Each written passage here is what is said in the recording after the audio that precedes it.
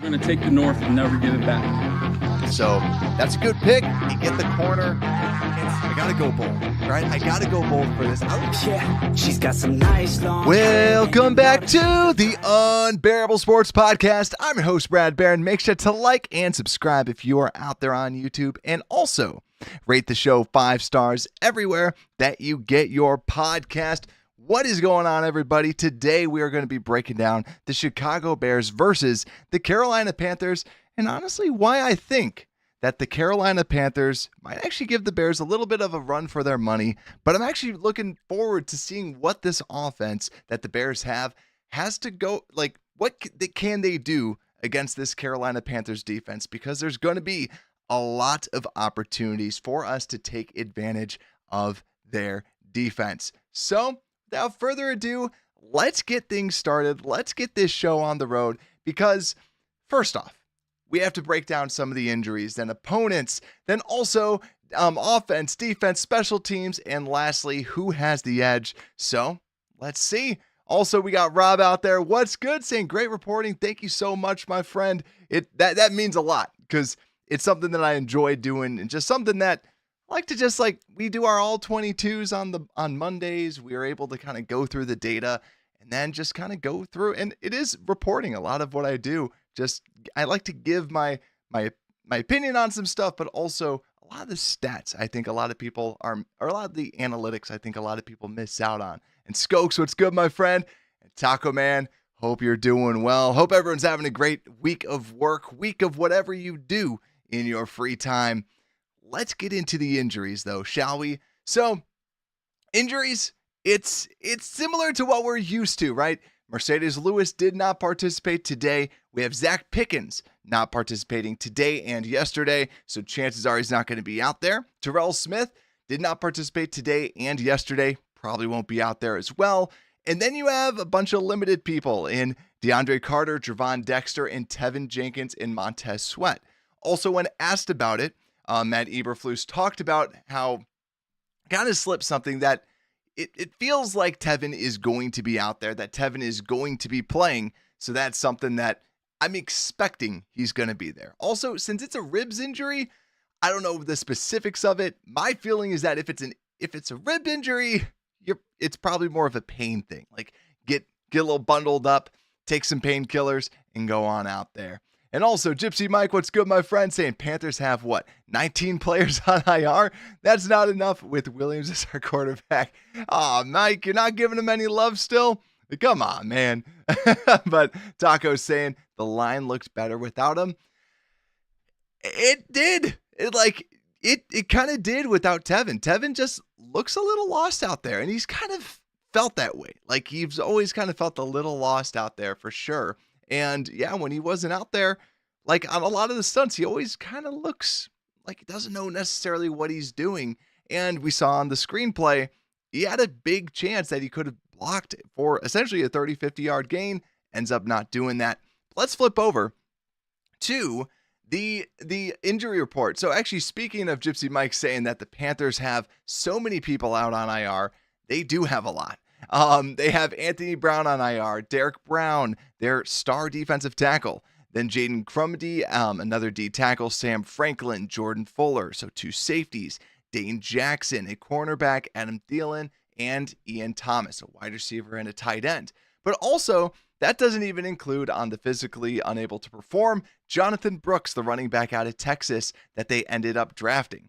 And even then, someone that they expect to be on that list is none other than, wait for it, let me see. This is just a gigantic IR spot. There's another person, and I'm blanking on the name. Shaq Thompson had an Achilles injury, is most likely not going to be playing for the game. But also when we go through this list, which is absolutely gigantic, Josie Jewell is another person to just simply watch out for that might not be able to be out there. Otherwise, they have a boatload of people that are on their injury report, but really Josie Jewell is the only one to really look out for, especially with the linebackers on the inside. That's what it seems like is going to happen, is that Josie Jewell and Shaq Thompson, maybe they both won't be out there for this reeling Panthers team. But if we talk a little bit about the Panthers, who did they add this offseason? Because we all know that they traded us we got the Hall, and then we got Caleb Williams. We got a bunch of other people as well. One of the best trades just because of Bryce Young not even starting anymore. But when we look at who they were able to bring in, they brought in Rashad Penny, the running back, and then they got rid of DJ Chark and Laviska Shenault and brought in Deontay Johnson and David Moore. Then on the offensive line, they got rid of Gabe Jackson, Bradley Bozeman, and brought in Robert Hunt and Damian Lewis. Arguably pretty good bolstering of the guard spots. They brought in swing tackle Yash Nijman from the Green Bay Packers, a good, solid swing tackle. And they got rid of Brian Burns and Yuder Gross-Matos and brought in Kayvon Jason and Jadeveon Clowney and DJ Wanham. So just kind of adding more depth rather than having Brian Burns out there. But really, Frankie Luvu, a linebacker, was a pretty big loss for them as well. But they brought in Josie Jewell, who's probably not going to be there. Dave Jackson, probably not. Jordan Fuller, already injured. So yeah, the injury bug has already plagued this team plenty. So what can the Bears do? What is going to happen on this offense? And also, what is good, Joe? What is good, Ron? Bear down, my friends. Hope you two have been doing well. Let's talk some offense. Let's talk about this Bears offense, because this Bears offense comes in, and obviously we want this offense to be humming after coming off of our best running game. Will we be able to run the football against this defense? So when we look at the defensive stats for this team, so overall, Bears come in as the 30th graded offense according to DVOA, going against the 24th rated according to DVOA defense in the Carolina Panthers. But when we look deeper at this Carolina Panthers rush defense, they've allowed the 4th most rushing yards. So people might see that and go, oh man, this is easy. But keep in mind, we talked about this with the Colts. The Colts had a better run defense than the basic stats talked about. And when you dive deeper, it's not like all of a sudden they're one of the best, but they are the 21st run defense according to expected points contributed. And then also EPA per rush, they're 17th. So more middle of the road run defense. Also, 4.6 yards per carry. That might actually be this. That's 22nd. And they've had 33 missed tackles. So not a great tackling group. And that's mainly because their linebackers have been banged up. So many people have been banged up. So really, you should just be able to have your way with this team. Now, the run defense isn't absolutely hot trash, but it's kind of middle of the road. But the passing attack, this is where I feel the Bears can win. And the biggest reason, they have the worst pressure rate in the entire NFL at 12.8%, which is absolutely abysmal. They are not able to get pressure on the quarterback. They also have one of the worst sack records with 5 sacks. But yet again, we're focused more so on that pressure rate. Keep in mind, the Bears had a 50% pressure rate last week. Now, going against 12.8% pressure rate, not good at all. They're also 28th EPA per pass, so not great at all there. And 29th pass defense expected points contributed. That is bad. That is really, really, really, really bad, because also the Bears are the second best at it from the defensive perspective. So you're going against one of the worst pass defenses out there and one of the worst fronts. Caleb Williams, if I'm the Bears, I'm having to throw him. I'm having him throw it, because they should not be pressuring him too much. They should not be all over him in this game. If he is, you should have other concerns. I would have him pass, because then this is a perfect game to see, okay, you've got all this stuff together. Let's see what you can do. They should not be in your face. They should not be in your face. And I don't really think that they have a sneaky player out there necessarily, kind of like last week. Last week they had Braden Fisk, who, even though PFF didn't have a great grade on him, he's still a very, very big penetrative style of a defender. And also when you look at Braxton Jones, who gave up the most pressures last week, he's going against Charles Harris, who's really he's a little old. Like, he's just about 30 years old and just does not seem to have that same engine that he had before for like a year or two in Detroit. So ultimately, pass the football. Look at the line. You should have a great matchup. Jaden Peavy is decent at the defensive tackle spot so far, according to PFF, at a 67.7, but I don't know how long that will last, just because he's kind of an unknown commodity. Also, Ashawn Robinson in the interior is typically a more run defense style of a defender rather than pass rush, even though his PFF grades have kind of flip-flopped, 66.8 pass rush grade and a 57.8 run defense grade. But typically, Ashawn Robinson more of a run defender than necessarily a pass rusher. And Jadeveon Clowney still also fits that mold, even though that he hasn't been this absolute dominant figure as that number one pick all those years ago. He's still always been a solid run defense defensive end, but from the pass rush perspective, never really the greatest. And even this year, those kind of keep on staying true when you look at his grades. 67.3 run defense grade and a 57.1 pass rush grade. To me, this is a perfect game to attack the middle of the field too with Claudin Cherilus. I would assume he's related to Gosser Cherilus because I'm looking at a picture right now. Kind of looks a lot like Gosser Cherilus a little bit. Kind of reminds me of that player back in the day. But also too, Trevin Wallace, he is a undrafted or a third round rookie from the Kentucky Wildcats, has struggled this year so far. This is an attack. This is a passing defense that you should be able to go against, even though that they have J.C. Horn. Yes, they have J.C. Horn. And and also they have Michael Jackson, that's right, or Mike Jackson as he goes by now. The corners are probably the best group, but you can still do well because you're going to have all the time in the pocket to really just kind of throw. So I like the idea of the Bears trying to attack in the air. I think I've said that many, many times because I agree with Ron. The Panthers do suck. He's saying 45-10 in a Bears win in an absolute blowout. That would be awesome. That's what I'm hoping for, Ron. I'm hoping for that too, man, because that'd just be fun. That would be amazing, especially it's a home game as well. That would be unbelievable. But also too, we've seen Caleb get better and better every single week, and I would love to see it kind of get put together. And I think that this is a big game because we said this all the way since the beginning. 4 weeks are easy to kind of break out, but this really kind of starts the easier pack. Like the first 4 games were going to be okay. They were going to be, not like hard, but they were just going to be a solid group of games. This next group is the easy slate of games. You need to start rattling off wins. You need to show that this is when you show, are you a below average team or are you an above average team? What are you? Are you able to beat the games, win in the games that you're supposed to win?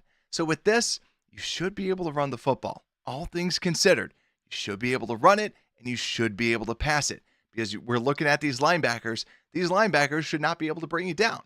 Everybody, hat on a hat, you should be able to keep on going through. There's not a lot of people out there because also with all the injuries now that they've just accumulated, you really should be able to run and pass on this team. The offense, no excuses because you look at this team and Pryor, you might be the starting right guard, even though that they probably wanted Ryan Bates to have that more. But Pryor, he can at least hold his own. He's been a backup and kind of that step-in starter every now and again, but still, you have Wright. If you have Jenkins, if you have Jones, if you have Shelton, this is who you expected to be your starting lineup, and you benched your other starter. So to me, there's really no excuse. You should go out there and you should be able to run the ball for over 4 yards. You should be able to pass the ball for easily over 200 yards on this team as well. And also I'm looking at Cole Kmet as someone because the wide receivers versus the corners, not going to say that they're going to lock them down, but that's a more challenging matchup than Cole Kmet and anybody who's at that linebacker position.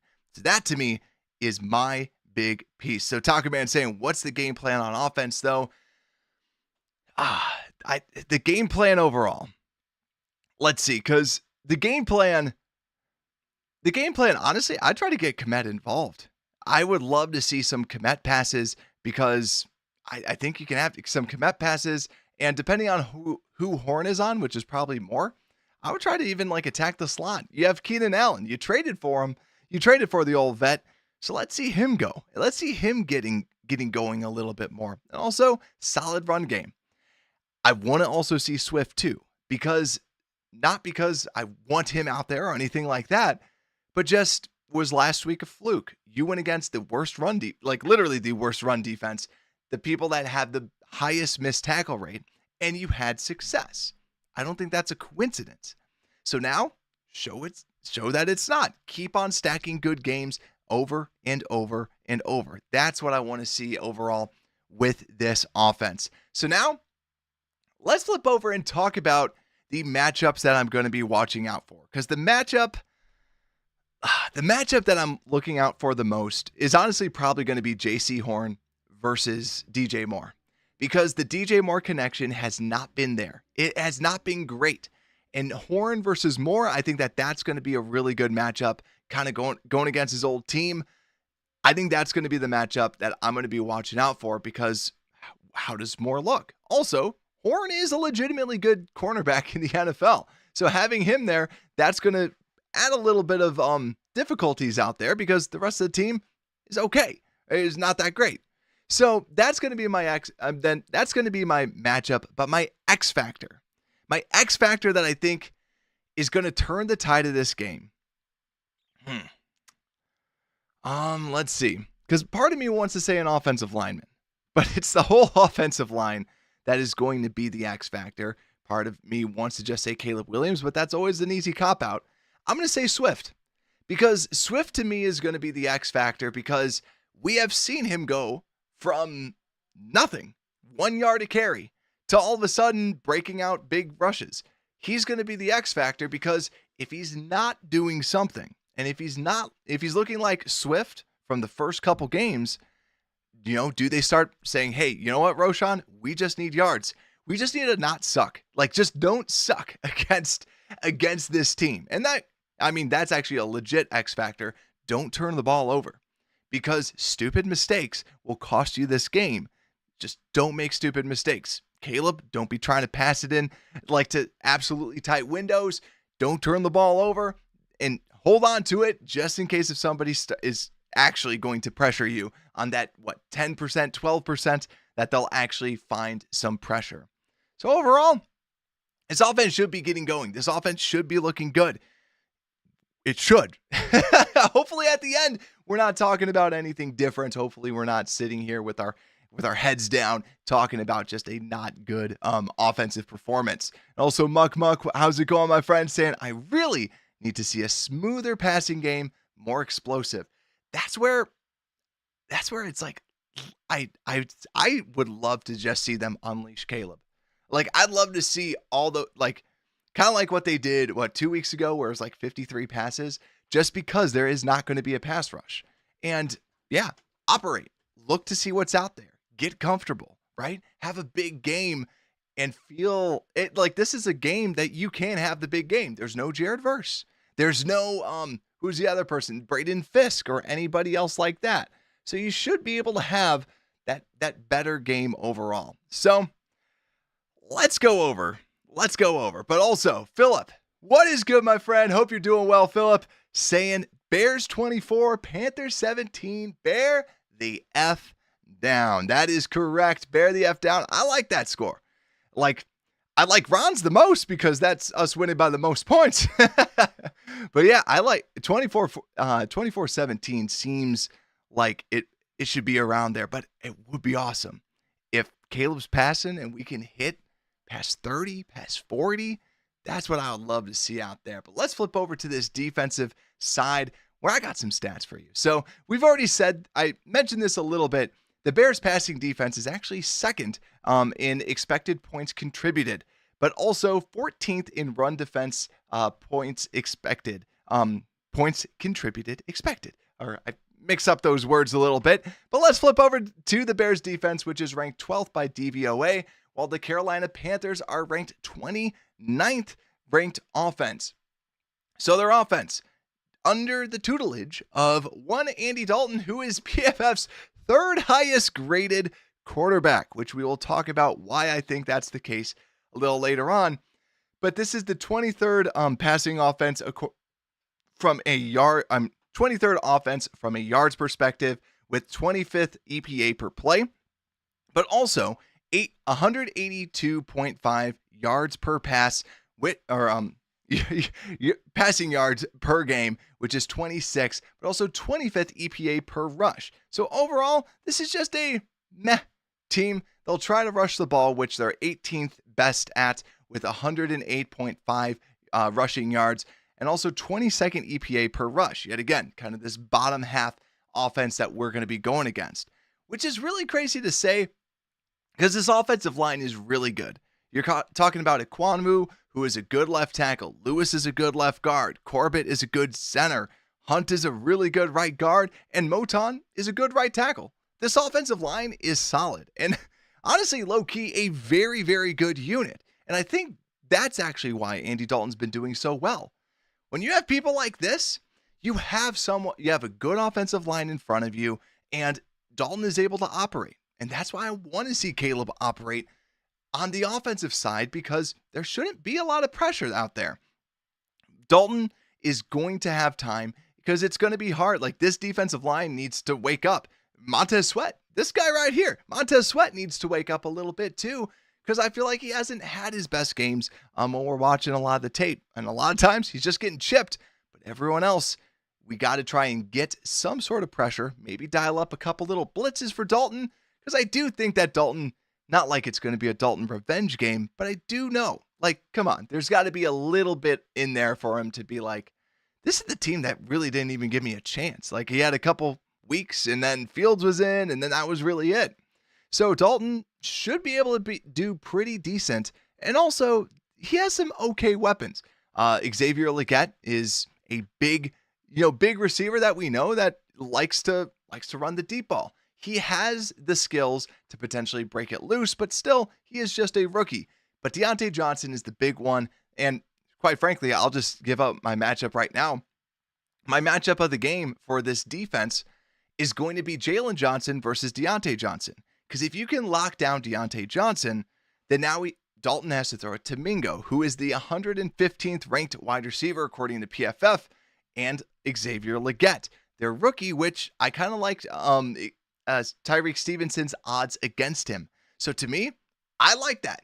That is going to be the matchup. I would keep Jalen Johnson on Deontay Johnson so that Dalton has to beat you with his other receivers and other tight end, as in Tommy Tremble. So have the weapons try to beat you because the offensive line is probably going to do pretty darn well against this Bears defensive line. But also, Chuba Hubbard is the 6th ranked running back according to PFF. Chuba Hubbard has had a pretty good game, a pretty good, year so far. And yet again, and the big question is, can this Bears rushing defense stop the running game? Is this a good rushing defense or is this a bad rushing defense? And so far, we've seen 3 games of bad rush defense and 1 game of good. To me, overall, if you have Jalen Johnson on Deontay Johnson, you have to stop the run. Load the box. We didn't load the box last game. Load the box. Prevent them not to run the ball. Yet again, 0% of snaps according to NFL Next Gen stats. 0% were loaded boxes. So load the box. Stop the run because that is going to be key. It's just you want to force them to try and pass the ball, while the Bears, I'm fine if you can run the ball, just don't make mistakes, right? Like the smart side of me is just run the ball. The fan side of me is saying, throw the ball. I want to see Caleb throw, right? So that's my feeling. That is my feeling overall with this defense. But really, defense, I'd love to see the defensive line get some more pressure out there. Keep it going. Try to be on the upswing. Javon, Billings, let's see some good plays out there. And Walker, try not to get pushed back as much as what happened last week. So, I already mentioned my matchup, my X factor that I'll bring up. I'm going to say Walker, just because Walker plays everywhere and because he got pushed back so much. Actually, I'm going to say Sweat. Can Sweat be that game changer that we've seen before? Because in a game like this, we honestly kind of need it. The run stuffing game changer and also the pass rush game changer. I'm going to say X factor is Sweat. a little easy, but I think that they need the star to step up a little bit more. But let's see. Let's flip over to the special teams review, shall we? Let's talk special teams, where I don't have much. I don't have much this special teams except for Torrey Taylor. Keep doing your thing. DeAndre Carter, let's see more of that burst. And Velus, you can stay on the inactive list as long as we can. And Cairo, we've said this every week, and knock on wood, just stay perfect. Just stay perfect. Keep on doing that. You're going to be in Chicago, so just keep on doing as well as you can. But let's see, and let's talk about who has the edge. Because I think when we're looking at this team overall and who has the edge, I'm going to say that the Bears passing attack, believe it or not, has the edge against this passing defense for the Carolina Panthers. Why? Because it's not that good. And then also, if it's the Bears rushing attack versus the Panthers run defense, I'm going to actually give it to the Panthers. Why? Because I like to pretend like DeAndre Swift watches this show and he's like, you know what? I'm going to have a good game, right? Prove it. Prove it that you're not just a fluke, right? You're still going against not a great run defense, but still, we had one good week against the worst run defense. Let's hopefully step up and do even better.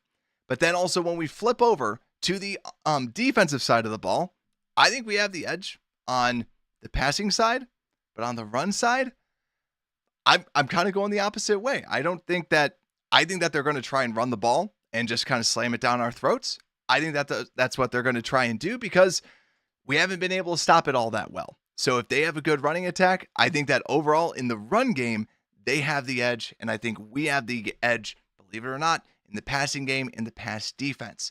That is what I believe. But let's go over to the predictions. So y'all already know the drill. Let me know down below in the comments, what is your prediction? Give me your scores and also give me your bold prediction. So during the game, what is something bold that you think is going to happen?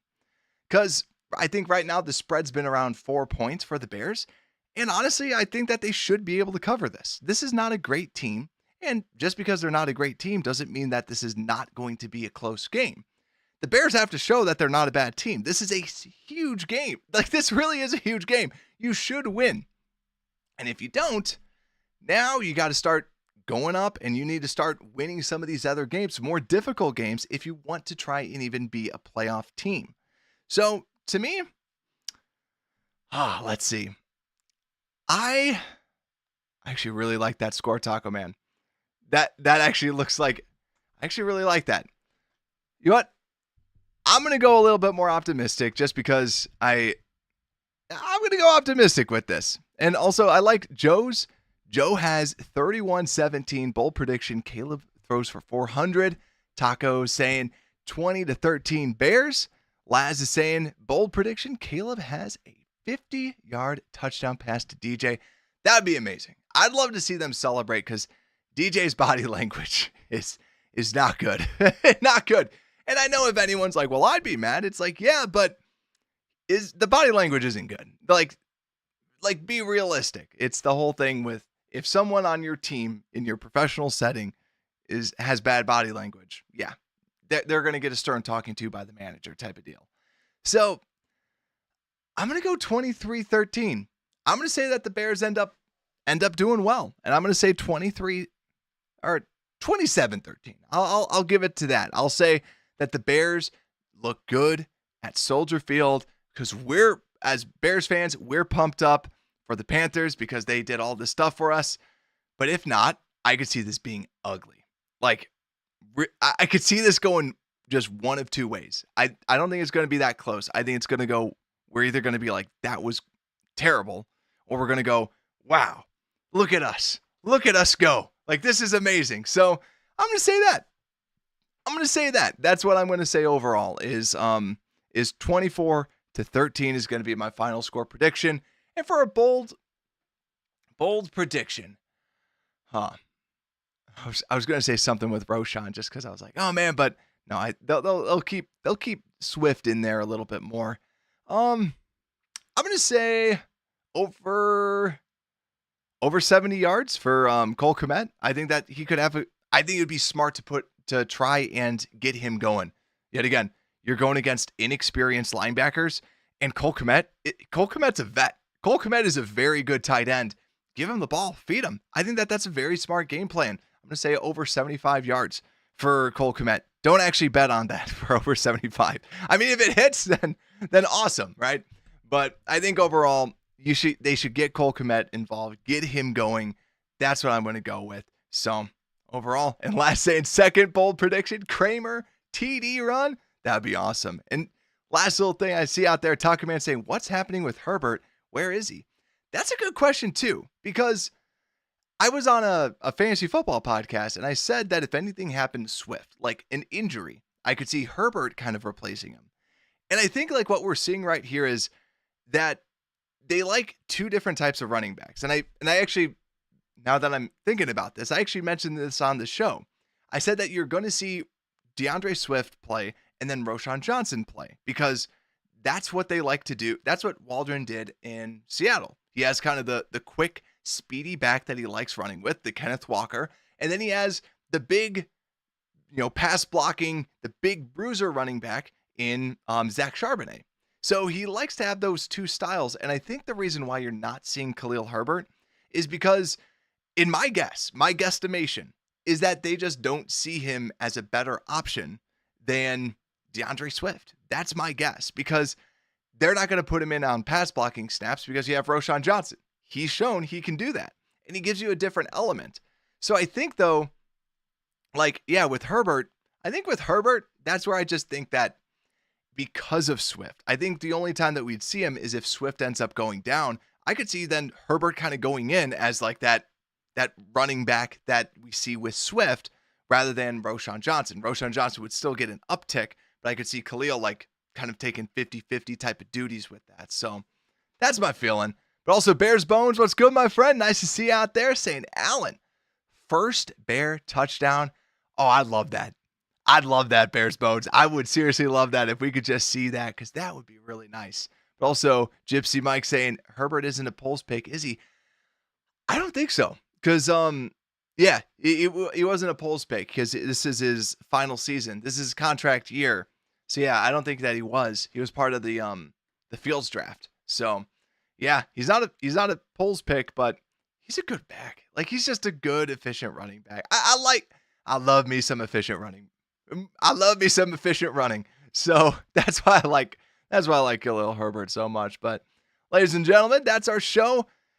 On Sunday, we'll be breaking down the game, hopefully a Chicago Bears victory. So thank you all so much for hanging out with me tonight. Thank you all so much for everyone that listens out there on the show and watches later out there too on YouTube. If you're watching and you want to get more content, make sure to subscribe. Hit the bell too, because sometimes I just go live on random times. So it's best for you to hit that bell. And with that, Unbearable Sports Podcast, we are out.